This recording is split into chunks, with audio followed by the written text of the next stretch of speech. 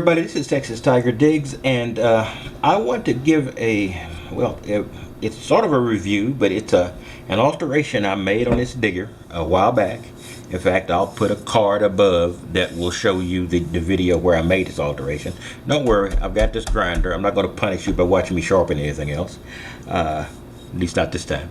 But I did sharpen this because it's a very, I don't know if you can even see the edge. It's very blocky on the edge, and if you've seen some of my videos lately, you know the kind of soil I'm dealing with in Texas. And a digger is a push and not a thrust tool. So it's not a tool that you want to just reach back and jam in. That is not the kind of motion you want to be showing in a park. And not only are you going to scare the passersby, you're also going to bring the attention of people saying, what the heck is he doing? And that's something you really don't want to do. So you need a tool you can push in. So I had to sharpen this a bit in order to make it beveled enough to insert into the ground. I may have a video somewhere of an example of this thing, but trust me, it is going in very good and very well. It is now a usable digger. I'm not going to replace my Viking digger with it, but it is a usable digger. So now the question I was going to is, should you modify your digger? And it all comes back to the magic word and the weasel word everybody use, and it's depends. If it's your only digger and it's not functioning at all, or you've invested money in it and your only other alternative is to throw it away, yeah, you alter it.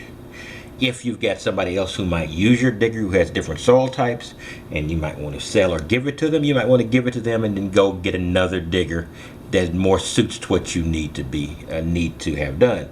In Texas, we have a unique problem, and it's more unique this year than it was last year. It was not as bad last year, not even close.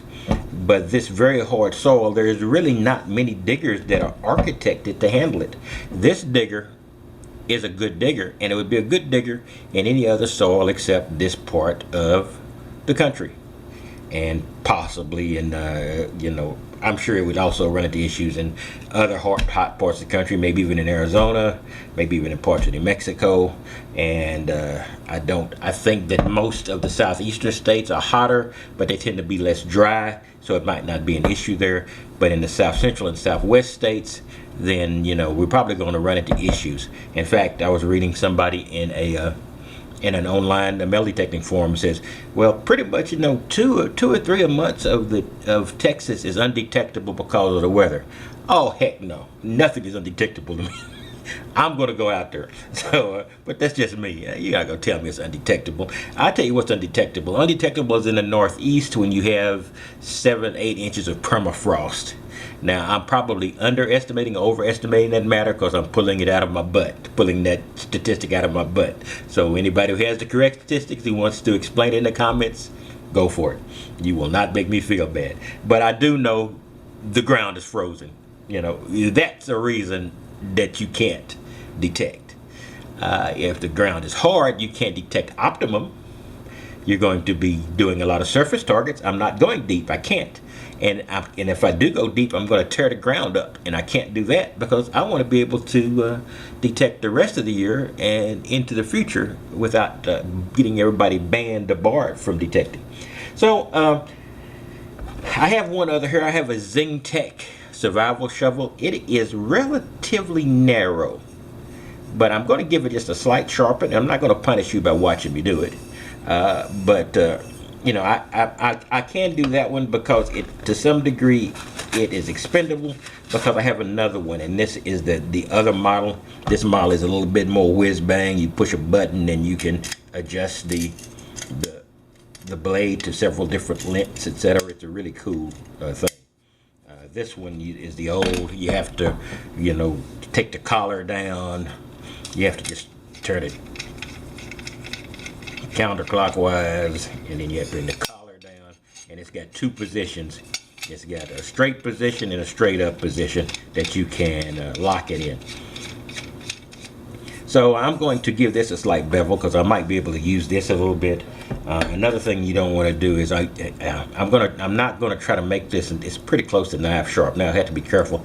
I don't want to make it razor sharp, but because I'm out there with implements that can hurt me.